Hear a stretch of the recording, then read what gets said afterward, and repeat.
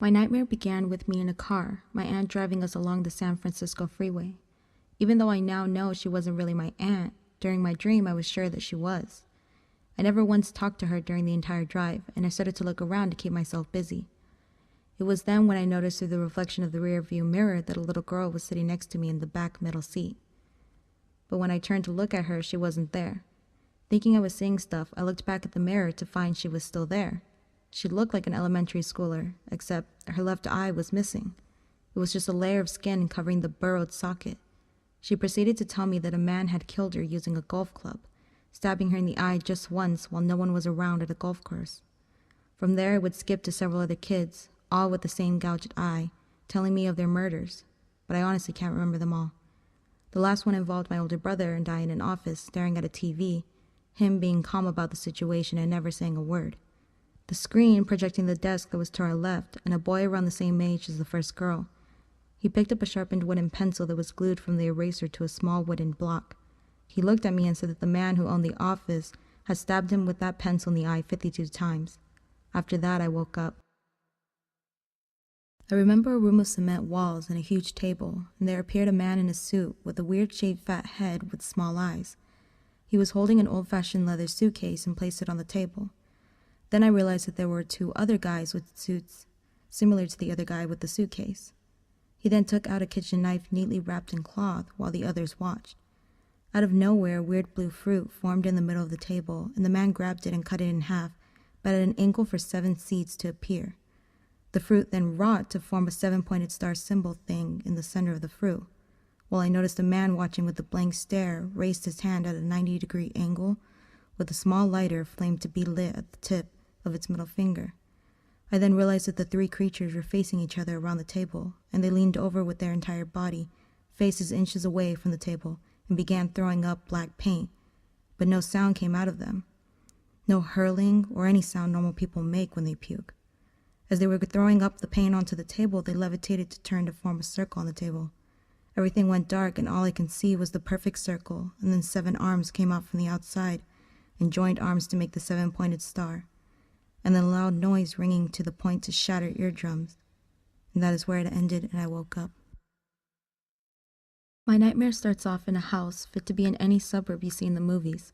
However, there was something off about this town. I woke up in a dream knowing that this town had a haunting in each house. I went to the kitchen that was beautifully adorned with only the best marble and tile, and standing in a neat little row in the middle of the kitchen were 5 children whom all called me mother. I don't have kids and don't particularly want any, but these 5 kids tugged at a heartstring in me, and I immediately found love. The eldest was a 16-year-old boy, then a 12-year-old boy, a 9-year-old girl, a 7-year-old boy, and finally the youngest at 5. I don't remember their names, but I remember being so very much in love with these kids that I would fight anything that threatened their existence. But oh, how that resilience was tested. I lost the eldest in the first house. As a family, we walked around the house admiring a little piece of artistry here and there. But as we got to the children's room, we all heard a tiny squeaky giggle. We turned to look at the youngest, but she was equally as confused. We turned to look in front of us, and standing in the middle of the hallway was a doll, no taller than a foot, with brunette pigtails, blue porcelain eyes, and in a pink Victorian dress. She giggled again, but before we could react, she attacked the eldest. We tried to pull her off, but we were all thrown back. She dragged him by his legs down the hall. The last I saw of him alive was him screaming, "Mother, Mother, please help, I don't want to die." He dug his nails into the floorboards, and tears were streaming down his terrified face. The doll took him into the playroom. We were finally allowed up, and I ran to the playroom to find my son on the floor, covered in blood, and the doll gorging itself on my son's innards. I screamed bloody murder and ran out of the house with my other children. What happens from there is what I could only assume was a time skip of each move into a new home, and quick images of my 12-year-old being slaughtered by a vampire as I was forced to stare into the life drained from his beautiful green eyes. Next was the 9-year-old girl being crushed by a rock golem. It punched her pretty face into the concrete until all that was left was a pulpy form of daughter and earth. Time seemed to slow down to a normal speed as we came upon the next house. I blinked my eyes, and me and my 2 last children were in a cottage close to the forest. I brought my children closer and hugged them tight. I screamed for these things, whatever they were, to just stop. My baby started crying then. I tried to calm them and tell them everything would be all right, but even I could not believe my own words. I was bound to lose both. I told myself, no, no more, I can't lose them. I need to get out of this cursed city. That's what I need to do. First thing first, though, I need to escape the house with both my children. I picked up my 5-year-old and held the hand of my 7-year-old. I blinked again and a bloody ghost was in my face, just staring. Then he looked at my son. I screamed no and pulled my son behind me. The ghost disappeared and the sounds of my deceased children screaming "Mommy" replaced it. We started running and we got as far as the front door when the voices spoke softer and called to me, "Mommy, we're here. Please come back." I yelled back, "No, they're dead, you can't be alive. I watched them die." They started screaming again. "Mother, help! Mother, we're dying! Mommy! Mommy!" I opened the door and ran out with my crying children, but my left hand jerked back in. It was my last son. He was crying and begging, "Mommy, we have to help them." My daughter then squirmed out of my arms and begged as well. I held tightly their little hands as they pleaded to go back in. I lost grip of my son's hand and we ran back in. I tried to run back in, but it was like my feet were glued to the floor. I couldn't move no matter how hard I tried. Then the screaming voices silenced all at once. Then a single, "Mommy!" rang off every wall. I brought my daughter closer to avert her eyes from the blood that splattered the hallway walls. I could move again, so I ran outside, placed my last remaining daughter in a nearby car, got in, and drove.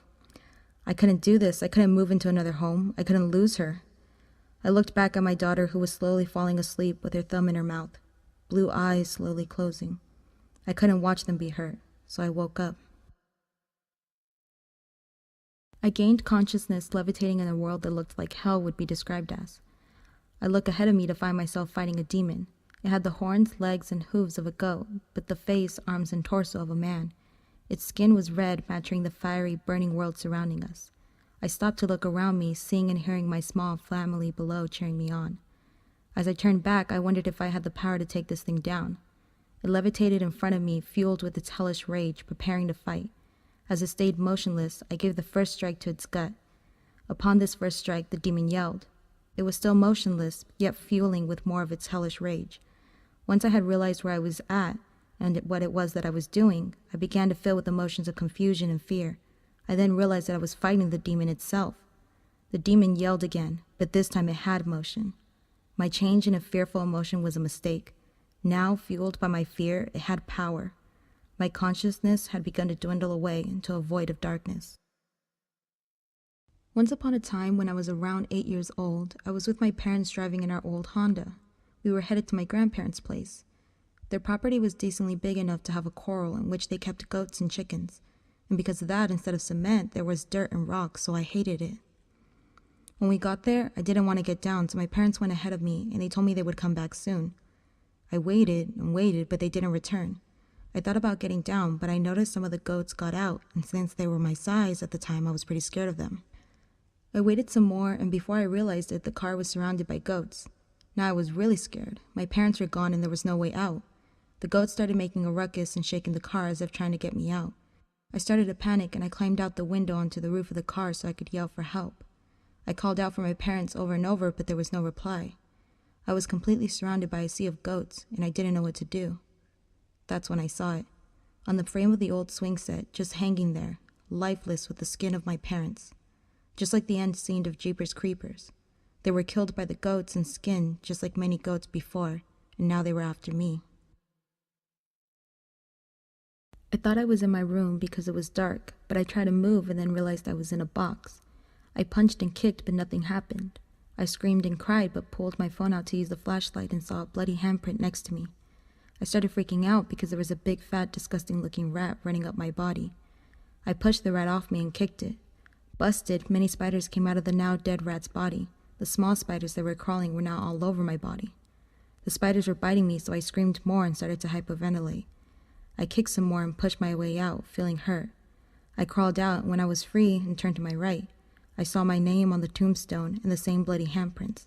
Then I woke up and was really scared. I sat at my desk staring at a body in my bed. It had been tossing and turning throughout the night, but I didn't have the guts to wake them or even find out who it was to see if they were comfortable. They seemed relatively snug, the blankets wrapped around them tightly and pillows surrounding their upper body, blocking my view of their face. I assumed that I knew this person. Why else would they be on my bed? I sat there, silent, afraid to make any noise that could disturb this person and wake them. Staring at my phone from time to time, it seemed like time would never move. Distracted by my phone, I didn't notice that the person was facing me now. I brought my attention to their face. It was me. I had been staring at myself sleep all this time. Unable to process what was happening, I just continued to stare at this doppelganger, trying to understand what could possibly be happening. That's when things got weirder. A third eye began to lazily open on the forehead of my twin, and it took several minutes to completely open. However, I couldn't take my eyes off of it. This eye became frantic. Scared eye movements ensued. It couldn't focus on anything to look at, moving back and forth as if it was trying to find something. Following its gaze, I tried to find something it could be looking for. Maybe I could help it? I felt something in the pit of my stomach. I was anxious to know what would happen when it found what it was looking for, so I stopped looking at the eye and looked back at my twin's face. She was sound asleep. She looked peaceful and rested. This was uncomfortable, staring at myself sleeping in the dark. I hesitantly looked back at the eye, and it had finally found its focus. It was staring directly at me. It didn't blink, and it didn't break eye contact. I wanted to wake myself and hope that would make the eye disappear, but whenever I tried to move, I'd feel this paralyzing pain, as if the eye was keeping me from moving somehow. But it wouldn't stop me from moving. The pain grew and grew, so much so that I began to cry. "Go away," I managed to mumble. "Leave me alone," my twin interjected in a groggy voice. The eye widened. I had angered it. My bones felt like they were shattering, and as I gave my last cry, I woke up in my bed, exactly as my doppelganger was positioned. So it's not very long, but not too short either. But it is reoccurring. So my nightmare always starts at my current age. And then all of a sudden I'm out of my body staring as I age more and more quickly until I breathe my last breath. Then I'm pushed back in as I fall down to this dark abyss into what I assume is nothing. But as I get deeper in again, I'm shot out of my body to watch as it burns. Then I wake up breathing heavily.